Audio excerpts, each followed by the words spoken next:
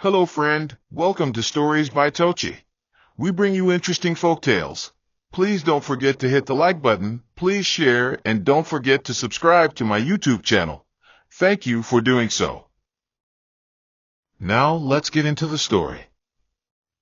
The first thing Olivia heard wasn't the soft beeping of the machines or the hum of hospital lights, but the quiet way her name curled from her husband's lips, like a blade tucked inside silk. Henry's voice had always been smooth, too smooth, like butter over burnt bread, but now it carried something else. A hesitation, a chill. She lay still, not because she wanted to, but because her body hadn't caught up to her mind. Her eyelids were stubborn, her limbs heavy like bags soaked in rain, but her hearing sharpened, like God had granted her ears a head start. "Doctor, we've talked about this already," Henry said, his voice low, like he didn't want the walls to remember. "If she goes into distress again, don't bring her back." "Please, she's suffered enough." Olivia's heart danced a confused rhythm. Was this a nightmare? Her fingers tried to twitch, but nothing happened. Then came the second voice, soft, syrupy, and full of venom. "You know it's what she'd want, Doctor. She told Henry once, remember?" The woman's laugh was light, but it pricked Olivia like needles under her skin. "Besides," the mistress added, "prolonging this just keeps everyone miserable, including you." The doctor didn't respond immediately. The pause was a stretched rubber band, threatening to snap. Then came his response, tight as a knot. "I understand." Olivia's stomach clenched. Her soul trembled. If her body had breath to gasp, she would have. But silence was her only weapon, and right now, she wielded it like a soldier in enemy territory. Outside the veil of her closed eyes, the world shuffled and whispered.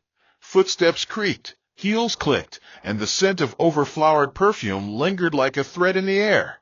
Time passed, though Olivia couldn't tell how much. Minutes felt like hours, and hours melted into guesses. Eventually the room hushed. Then came a different sound, the gentle scuff of soft soles and a clipboard landing on a table. A hand touched her wrist, warm, human, careful. "You can stop pretending now," a male voice said, laced with a kind of sorrow that didn't beg for sympathy. Her lashes trembled as she forced her eyes open slowly, like peeling apart damp pages. The doctor stood beside her, his expression unreadable, but his eyes alive with guarded truth. "I wasn't sure how much you heard," he said, lowering his voice like a man revealing buried treasure. "But I suspected." Olivia blinked once, then twice. Her body felt like a garden after a storm, still rooted, but heavy with soaked soil. "I heard enough," she rasped. The doctor nodded and pulled the chair closer. "They think you're a ghost half living, but I think you're stronger than you've ever been." Her lips quivered, not from weakness, but fury held in check. "He wants me dead," she whispered, as though saying it aloud might shatter her last illusion. The doctor's silence was confirmation enough. "Why did you pretend to agree?" she asked. "Because wolves don't expose their teeth until it's time to bite," he said simply. "You needed time." "I'm buying you that." The weight of betrayal threatened to crush her, but she refused to break. Not yet. There was a bigger storm to come, and Olivia, for the first time in her life, was ready to brew it. Henry returned the next morning, his smile crooked at the edges like a mask held up by strings. He came alone this time, but the scent of the same overpowering perfume clung to his clothes like guilt wrapped in cotton. Olivia kept her eyes half-lidded, her breath shallow, playing the part of the weak wife dangling by a thread. He sat beside her and took her hand, not out of affection, but performance. It was like watching a man hold a photo frame of someone he'd already buried. "You look better today," he said softly, voice trembling with full concern. "They say you're stable now. That's good." Olivia wanted to scream, to shove his hand away and let him taste the sour truth sitting on her tongue, but she stayed still. Dr. Holloway had advised patience. Let him hang himself, he'd said. Some men build their own gallows. They just need time to step onto the stool. Henry kept talking, his words weaving a tapestry of lies too bright to last.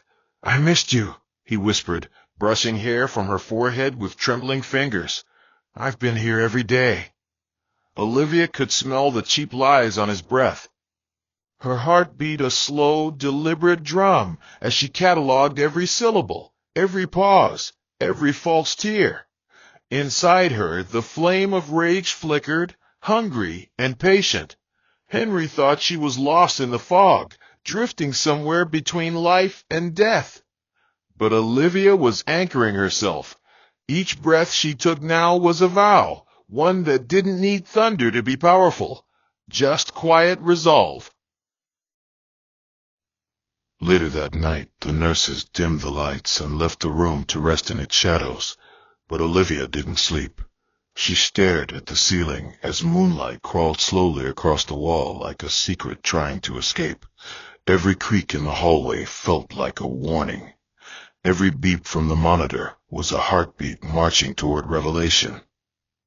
She thought about the life she had lived before, safe, predictable, sweet on the surface like stale cake. Henry had been her comfort and her curse. She had bent backward to please him, trimmed her dreams to fit his world, and swallowed bitterness with a smile. But now she was a woman who had heard her death negotiated like a business deal. That changes a person. That burns something holy into the soul. At midnight, she turned slowly in her bed and whispered to herself, "Let them think they've won." Her voice was quiet but solid as granite. But when the curtains fall, I'll be the one standing. Down the hallway, Vanessa's laughter echoed faintly. The sound curled into Olivia's room like smoke, poisonous and arrogant.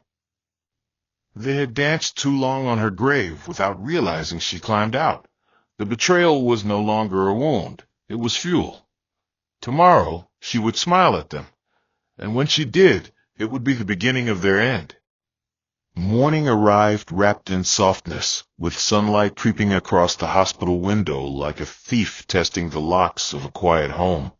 Olivia lay still, her body slowly knitting itself back into strength, her mind alert like a sentry at war.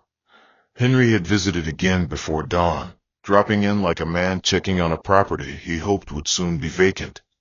This time he brought fresh flowers, lavender and daisies. They smelled innocent, but Olivia had learned that even the most beautiful things could come with thorns hidden in their stems. He sat by her bedside, humming lightly as if guilt could be drowned out by idle melody. Olivia glanced at the blooms, wondering what kind of man gave flowers to a woman he tried to bury. She played her part, barely lifting her hand when he reached out, offering him a small smile as dry as harmattan wind. "You're improving," he said, his voice low, like he wasn't sure whether to be glad or disappointed. She gave him no reply. Let him guess, let him squirm. Her silence was her weapon, and she had learned how to sharpen it without lifting a finger. After he left, Dr. Holloway entered. "You're holding strong," he said, pulling a chair closer. "They're starting to relax around you. That's when people make mistakes." Olivia nodded slowly. "And mistakes," she whispered, "are where the truth hides." The doctor pulled something from his coat pocket, an envelope. Inside was a copy of Vanessa's hospital visitor log, handwritten by a distracted nurse. Olivia held it like a letter from the underworld. Vanessa had been visiting, sneaking in under fake names, using perfume and charm like passports, but the paper didn't lie. That's the difference between facts and people. One could bend, but the other recorded everything. Later that afternoon, a nurse wheeled Olivia to the hospital's therapy garden, a quiet courtyard with pale green benches and a fountain that whispered more than it gushed. She wore a blanket over her shoulders, not from cold, but to hide the fire that burned beneath her skin. Birds chirped on the ledge, oblivious to the war being brewed in the heart of a woman who'd been left for dead. Vanessa arrived 15 minutes later, her heels clicking against the tile like the countdown to judgment. She wore black leggings and a sky blue blouse that clung too tightly to her ambition. She bent toward Olivia, her voice sugar, drenched and laced with irony. "You look better. I knew you would pull through. Henry was just worried sick." Olivia met her eyes without blinking. There was no tremble in her voice, no crack in her armor. "Funny," she said softly, "I dreamt of drowning. Someone kept holding my head under." Vanessa's face stilled, a flicker of unease flashing through her perfectly painted mask. She chuckled nervously.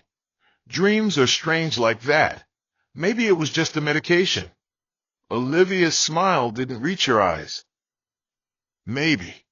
A nurse nearby pushed another patient along the walkway, and the breeze carried the scent of mint from the herb garden. Olivia inhaled deeply. "Do you ever wonder," she said, her voice drifting, "how we know who our real enemies are?" Vanessa shifted, her fingers gripping her designer purse a little too tightly.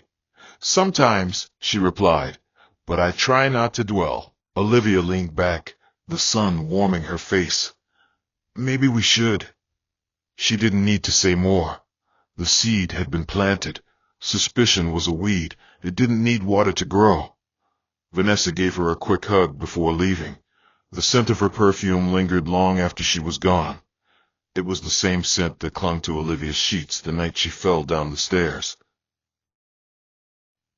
As dusk wrapped itself around the hospital like an old quilt, Olivia sat in her room, staring at the folded log in her lap. Each name Vanessa had used was different. Marianne L., Tracy D., Amanda Green, but the handwriting was the same. Slanted, confident, the kind of writing that believed it could never be questioned. Olivia thought about the night of her fall, how she'd argued with Henry after finding a hotel receipt in the laundry basket, one with 2 dinner charges and a bottle of imported wine. She'd asked questions. He'd laughed it off. "Don't be dramatic," he'd said. "You always see ghosts where there are none." Later that night, while clearing the stairs with folded laundry, someone had brushed past her. Or pushed. She couldn't remember the face, only the quick hand, and the falling, the terrible rush of space, and wood, and nothingness. Her memory was slowly knitting itself together, like a puzzle someone had once set fire to. Dr. Holloway entered again with an update. A new internal nurse had come forward. She'd seen Henry and Vanessa embrace behind the nurse's station 3 days before Olivia woke. The hospital's quiet cameras had caught it. The video was grainy, but damning. "It's time we start building your protection," the doctor said. "Silence will only last you so long." Olivia nodded. "Then let's give them a stage. Let them dance for the camera before the curtain falls." She tucked the logbook beneath her blanket, heart pounding like war drums in the night. One step at a time, she was crawling out of the grave they'd dug with manicured hands. The following morning, Olivia requested a change in her schedule. She wanted to be taken to the chapel on the 2nd floor, the one with stained glass windows and quiet benches that soaked in confessions like sponge. The nurse hesitated but agreed. When she entered the chapel, it was empty. She sat at the far end beneath a painting of the prodigal son, staring at the faces frozen in repentance. She wasn't here for prayer. She was here for clarity. Her hands trembled as she opened a new journal Dr. Holloway had brought her. Page by page, she began writing every conversation, every detail, every whisper and facial twitch she'd observed since waking. Her handwriting started shaky, but grew stronger with every sentence. As she wrote, something within her steadied. There was no rush. Revenge, when cooked too quickly, lost its flavor. She would not scream. She would not confront, not yet. She would build her truth like a mosaic, tiny tile after tiny tile, until the full image emerged, undeniable and beautiful in its exposure. Outside the chapel window, the sky darkened with the coming rain. But Olivia was no longer afraid of storms. In fact, she welcomed them. After all, it was in the storm that her eyes had opened. And when the lightning finally struck, it wouldn't come from the heavens, it would come from her. The day Olivia was discharged from Brookstone General, the sky wore a strange color. neither rain nor sun, as though the weather itself held its breath.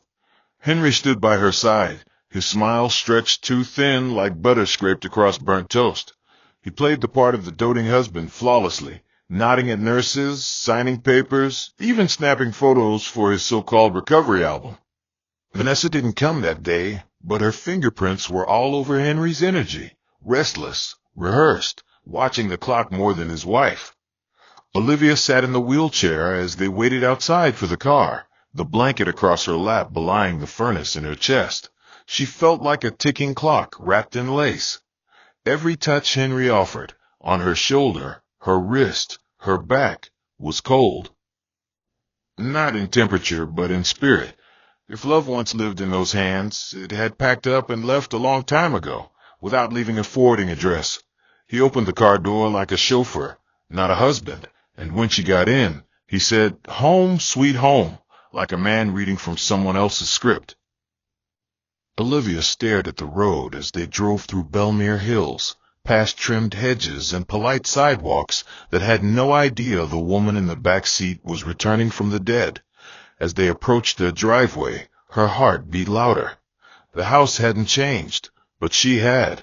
The windows still blinked in sunlight, the wind chime on the porch still clinked like distant laughter, but Olivia saw it all through new eyes. This was the same house where betrayal had tiptoed in heels. Now, she wasn't just home. She was stepping into the ring. The first night back, Olivia lay awake in their king-sized bed, her body spooned carefully to one edge like someone avoiding a cliff.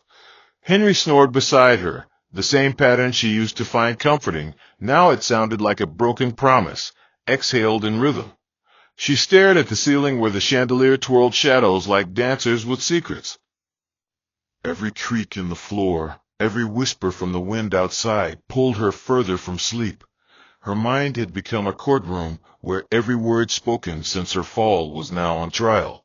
She remembered how Henry had refused to get a second nurse when she first came home. "It's just for a few days," he said.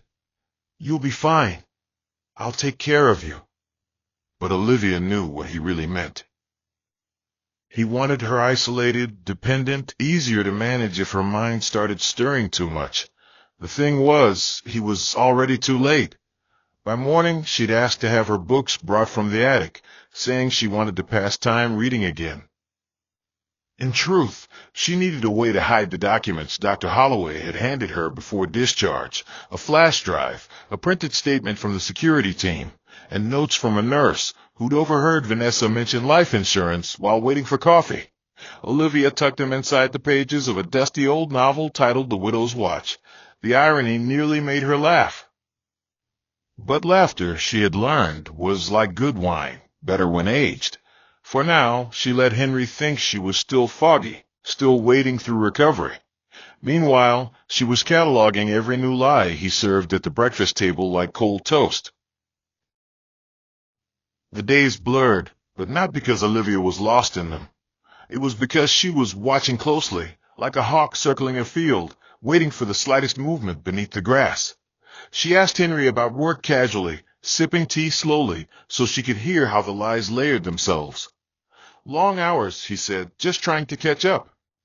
But he didn't know she had checked his calendar the night before while pretending to look for her scarf.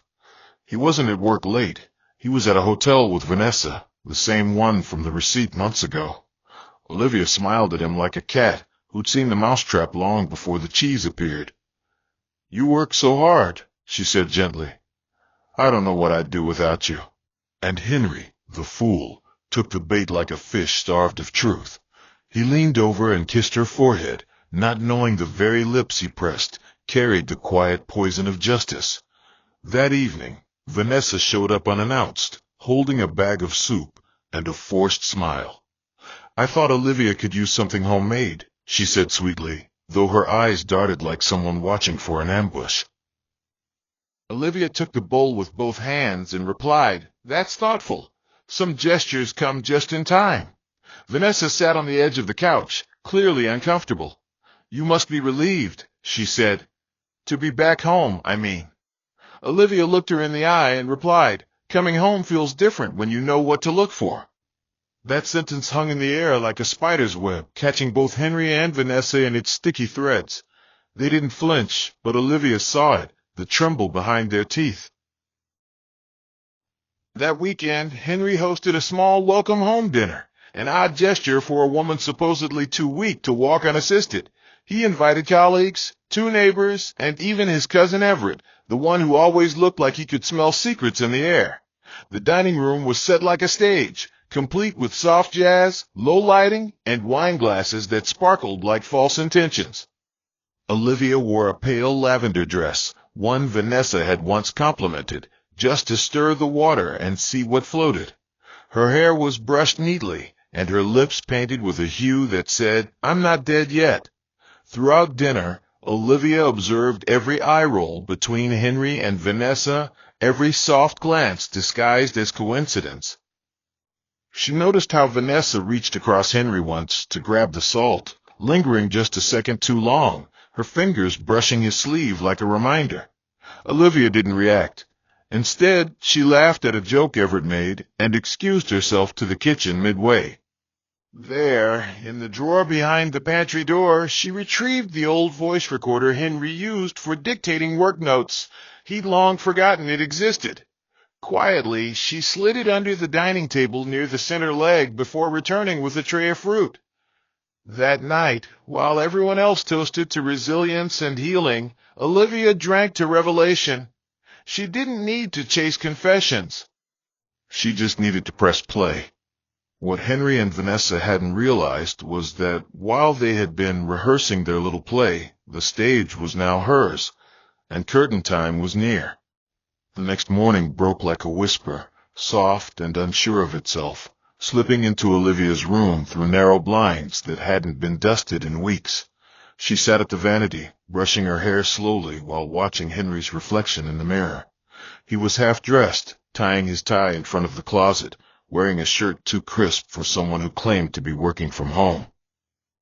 His routine had become more polished in the past few days. Ironed shirts, fresh cologne, barely a wrinkle in sight. Olivia noticed everything, not with the eye of a scorned wife, but with the precision of a woman rebuilding herself brick by brick, holding mortar in one hand and memory in the other. He adjusted his collar and mumbled something about needing to check on a work contract downtown. Olivia nodded gently, her lips curling into a kind smile that didn't reach the depth of her eyes. "Drive safe," she said, knowing full well he wouldn't be heading anywhere near the firm he claimed to represent. As soon as he left, she turned toward her nightstand and opened the drawer where she kept her recorder. She'd retrieved it from under the dining room table last night while Henry was distracted by a phone call. The audio file was saved and backed up. She'd even sent a copy to Dr. Holloway, who'd agreed to keep it secure just in case. As she played it, she sat very still.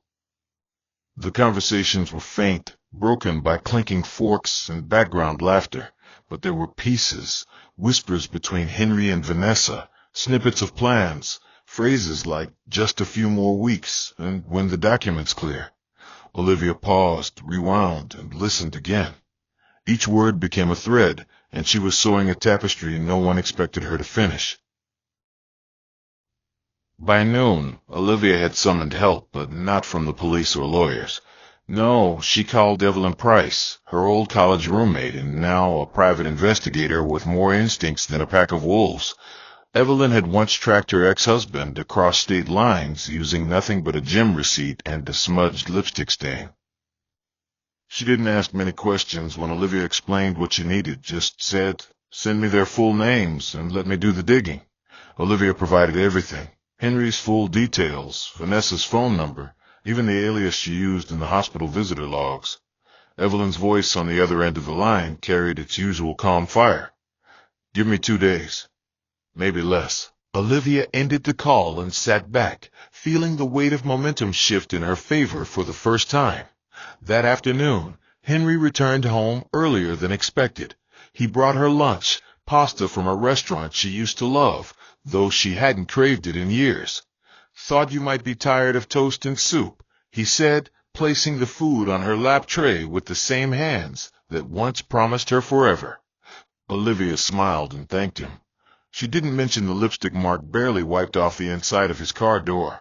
She didn't ask why his shirt smelled like lavender shampoo, the brand Vanessa always bragged about using on social media. Instead, she took a bite and asked him about his supposed meeting. It was fine, he said. Just paperwork. Boring stuff. Olivia nodded thoughtfully, chewing slowly. He didn't realize that lying to her now was like pouring water over stone. It would never soak, only glide right off. Later, while he napped on the couch with his phone resting on his chest, Olivia picked it up with gentle fingers and pressed the side button. The screen lit up, and a message preview popped up instantly. Vanessa, let me know when she's asleep for real. She didn't read further. She simply turned the screen off, slid it back, and returned to her chair. Silence, she reminded herself, was louder than rage. The following evening, Evelyn's report came in like thunder under a cloudless sky. She sent a PDF file encrypted with a password Olivia had chosen herself, Amelia, the name she would have given the daughter they lost 5 years ago. Henry had cried at that funeral. Olivia believed his tears then. She didn't know those eyes could water for convenience, too. Inside the file were receipts, screenshots, call logs, and travel history. Henry hadn't just been cheating. He'd used Olivia's name to apply for a joint insurance policy 3 weeks before her accident. Vanessa was listed as the emergency contact. There were digital footprints, calls to a man in Bridgewell who specialized in forging medical authorizations, late-night conversations with someone from a private financial planning firm, and email threads discussing offshore transfers. Vanessa had been deeper in this web than Olivia realized. Her name was tied to real estate listings under a pseudonym, and 2 days before Olivia woke up, she tried to schedule an appraisal for a vacation home listed under Henry's name. Olivia sat with the laptop on her knees, heart calm but eyes burning. The pieces had formed a picture, one only she was meant to see. Dr. Holloway had once told her, "Some truths are like acid. They burn away all your illusions, but they leave behind clarity." She now understood. The man she married wasn't just unfaithful. He was calculating, methodical, and willing to trade her breath for banknotes. Olivia closed the laptop and whispered to herself, "Now I have everything I need to begin." That night, as rain flirted with the windows and lightning blinked across the sky like a warning light from heaven, Olivia prepared. She didn't shout. She didn't throw things. She didn't cry. She simply moved with the grace of someone who'd already held her funeral in their heart and risen anyway. She took the flash drive, the report, the voice recording, and the visitor logs, and placed them neatly into a folder. She then typed a short letter addressed to Henry, signed it, and slid it into the back of the folder. He would read it eventually. Afterwards, she called Dr. Holloway and said one sentence, "Let them come tomorrow." He knew what she meant. There would be no confrontation in the kitchen or a slap in front of the neighbors. No. Olivia wanted Henry and Vanessa to walk willingly into the trap they'd designed, not knowing she had rewired every inch of it. She changed into a soft cream dress, lit a few candles, and set the dining table for 3. The silverware shone, the wine was uncorked, and dessert was plated. When Henry returned from his work dinner with Vanessa trailing behind him like a shadow in stilettos, Olivia stood and welcomed them both with a smile that said, "Let's eat." They didn't know that every word spoken tonight would be recorded, every gesture watched, every fake smile immortalized. Olivia raised her glass and said, "To truth," and took a sip. They clinked their glasses, laughing nervously. They thought she'd forgiven. They thought the storm had passed. But the eye of the storm is always the calmest, right before the world comes undone. The dining room felt like a stage set for a final act, and Olivia played her part without missing a single line. The flickering candlelight painted her face with shadows that moved when she blinked, like truth stirring just beneath the surface. Henry sat across from her, spooning mushroom risotto into his mouth like a man too sure of himself, while Vanessa sat to her right, twirling pasta around her fork with the elegance of a woman who believed the world had already been served to her on a gold platter. Olivia watched them with the patience of a crocodile submerged beneath still waters, quiet, composed, unreadable. She passed around the dessert, red velvet cake topped with a glossy ribbon of raspberry drizzle, and as they ate, she began to speak, not of accusations, but of memories. "Funny thing about falling downstairs," she said, her voice calm, each word measured like sand in an hourglass. "You forget everything until one day something returns. A smell, a touch, a voice." Henry's fork paused midair. Vanessa sipped her wine too quickly and coughed into a napkin. Olivia continued, never raising her voice, never looking away. "And sometimes what returns is the sound of someone you love, asking a doctor to let you die." Vanessa dropped her fork. Henry froze, then let out a low chuckle. "You must have misheard something," he said, eyes flickering. "Trauma does that." Olivia's smile was slight, but deadly. "That's what I thought, too. So I recorded everything since coming home. Every dinner, every whisper. And I have the hospital tapes. I know what both of you said, and I know what you tried to take from me." Silence hung over the table like a chandelier about to crash. No one moved. Olivia poured more wine and sipped. "But this isn't about screaming. It's about seeing who you become when the lights are bright." Henry stood up slowly, palms flat against the table, his confidence cracking like old paint. "You're being emotional," he said tightly. "You've been through a lot. You're misinterpreting what you think you know." But Vanessa's silence betrayed him before Olivia needed to respond. Her face had drained of color, and her hands had begun to tremble around her wineglass. "Did you really think," Olivia asked softly, folding her napkin, "that I would die quietly? That my story would end as a footnote in your financial chapter?" Henry's nostrils flared. "You don't have proof," he barked, forgetting himself. "You have nothing." Olivia rose, calm as Sunday morning. "Oh, but I do." She walked to the credenza by the window and retrieved a small box. Inside was the flash drive, the hospital visitor logs, the private investigator's file, and a copy of the insurance policy he had forged her name on. She placed it on the table like an offering. "I even sent copies to a lawyer," she said casually. "But I wanted to see your face, just once, when the truth finally knocked." Vanessa stood then, quickly, her chair scraping the tile. "I didn't push you," she stammered, her voice shaky. "I didn't mean to." Henry turned sharply. "What are you talking about?" Olivia tilted her head. "Ah," she said slowly, "so we finally arrive at confession." Vanessa covered her mouth, realizing her slip. Henry stared at her as if seeing her for the first time. "You?" Olivia stepped back, watching the circus collapse. "Don't worry," she added. "There's a camera under the table. It caught everything tonight. So did the one above the stove. And by now, I imagine Officer Lewins has already received my scheduled email." Henry's face went slack. "You called the police?" Olivia nodded once.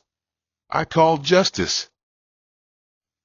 When the knock came at the door, it was neither loud nor rushed. It was confident, like a final period at the end of a long, winding sentence. Olivia didn't flinch. She walked to the door, opened it slowly, and stepped aside. Two officers entered, their uniforms neat, their expressions unreadable. "Henry Blackwood," one of them said.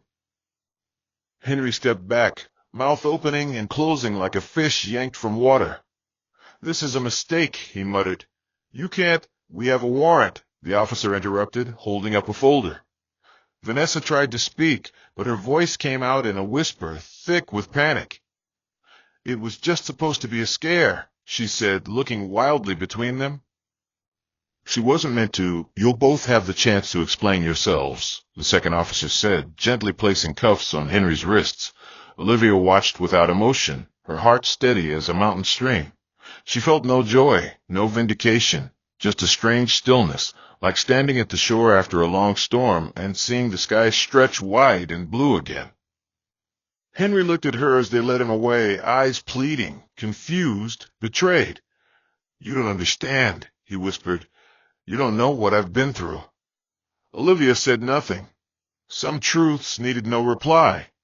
Vanessa followed behind, her heels now clicking like knives on marble, each step echoing her fall from power. The front door closed behind them with a quiet finality. Olivia stood alone in the hallway, surrounded by silence that now belonged to her. For the first time in months, she could breathe without the stench of deceit hanging in the air. She returned to the table and began clearing the dishes, moving slowly, methodically, as if erasing every trace of their presence. The candles still flickered, and the wine still shimmered in the glasses. But everything had shifted. This house was no longer a coffin. It was a cradle for the new woman she had become. As she wiped the countertop, the sound of the door creaking open behind her made her pause. It was Dr. Holloway. He stepped inside, dressed in casual clothes, holding a small envelope. "You did it," he said quietly. Olivia nodded. "I just needed time." He handed her the envelope. Inside were hospital records sealed and notarized, copies of his written statement, and a note for Olivia. Because silence doesn't mean surrender. She tucked it into the drawer beneath the cutlery, beside the spare recorder, and exhaled. "You gave me back my voice," she told him. "I only gave it space to grow," he replied. As he left, she walked upstairs to her bedroom, where the sheets were freshly washed and the night air carried no secrets. She sat at the edge of the bed, pulled out her journal, and wrote one sentence: "Some women survive the fire. Others become it." Then she turned off the lamp and lay back, not as a victim, not as a wife betrayed, but as a woman who had faced death in the mirror and blinked first. And this time, when she closed her eyes, she slept deeply, not because she was tired, but because she was finally free. The morning after Henry and Vanessa were taken away, sunlight fell across the house like an apology. The same beams that once felt cold and indifferent now warmed the floors, as though even the light understood that something wicked had been driven out. Olivia moved through the rooms quietly, like someone reacquainting herself with an old friend. The house no longer felt like a mausoleum of silence or a vault of suspicion. It breathed differently. The walls, once coated in hidden echoes, now stood clean in their stillness. She opened the windows, letting the breeze roll in, and with it came a softness she hadn't known in months. Birds sang like they were rehearsing a hymn for her rebirth. The scent of jasmine from the side garden drifted in, reminding her of simpler times, times when her biggest worry had been overcooked pasta or a misplaced pen. She sat in the living room and let herself feel everything at once. Not just the betrayal, not just the deceit, but the peculiar triumph of still being here. Alive. Whole. Unbroken. People often say scars tell stories, but Olivia had learned that the spaces between the scars speak louder. Her survival hadn't been loud.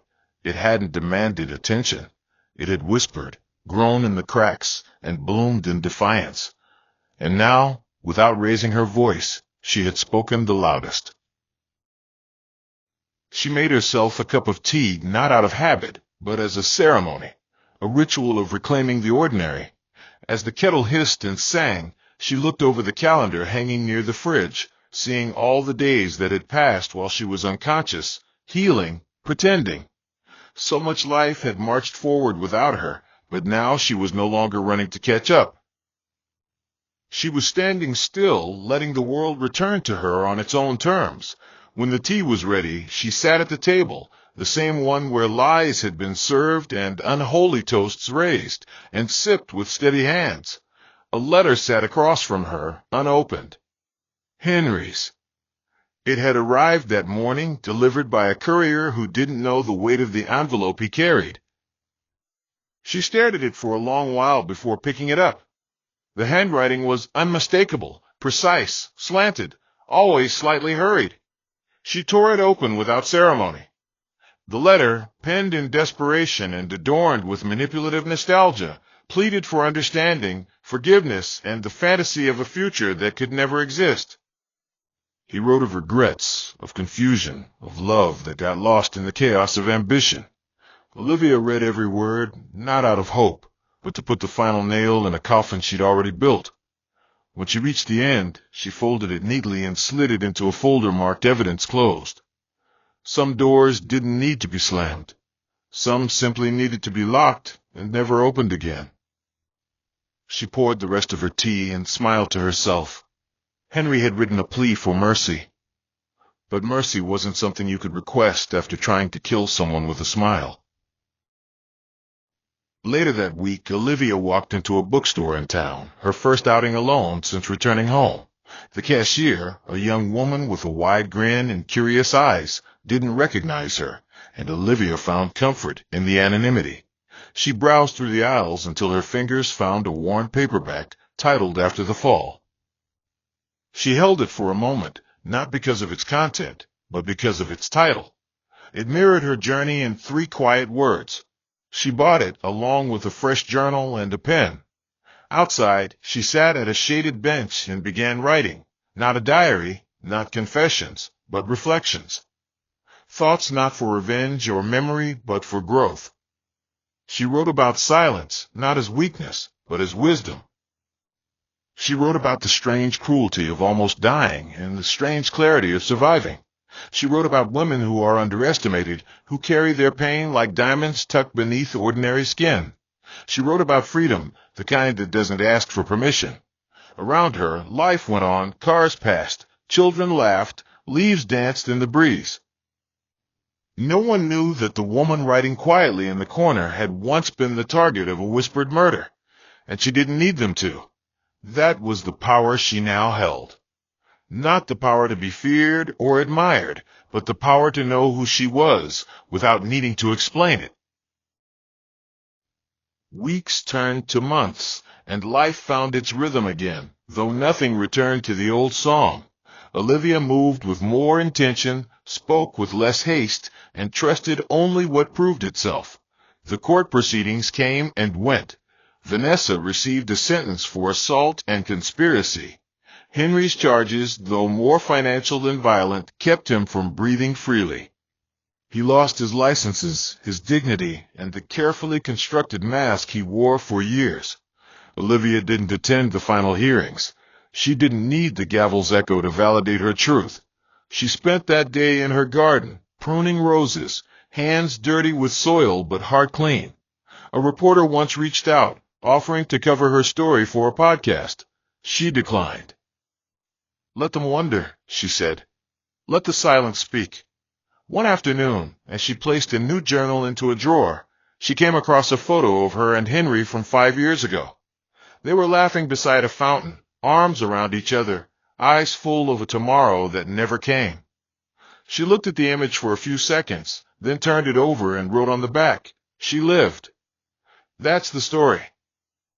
And with that, she slid it back in, closed the drawer, and walked outside, into a world no longer dimmed by fear, but lit by the quiet strength of a woman who chose not just to survive, but to rise.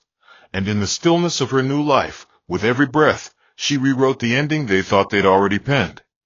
Never underestimate the silence of someone who knows the truth. Sometimes the loudest storms are the ones that gather quietly. If you ever find yourself betrayed by someone you trusted with your breath, don't fight dirty. Rise with grace and let wisdom be your weapon. Truth, when armed with patience, always exposes deceit in full daylight. Let your healing be louder than their plotting. May God keep your eyes open in rooms where your name is being buried. May you never be surrounded by people who clap while secretly hoping you fall. I pray that when evil whispers against your life, heaven shouts on your behalf. May every trap set for you backfire beautifully. May you never walk alone in your pain, and may your peace outlive every storm. May those who plan your downfall forget to plan your comeback, because it will be glorious. If you believe this, let your amen come with boldness. Hope you enjoyed this interesting story. Please don't forget to like, share, and subscribe to my channel. See you again in my next story.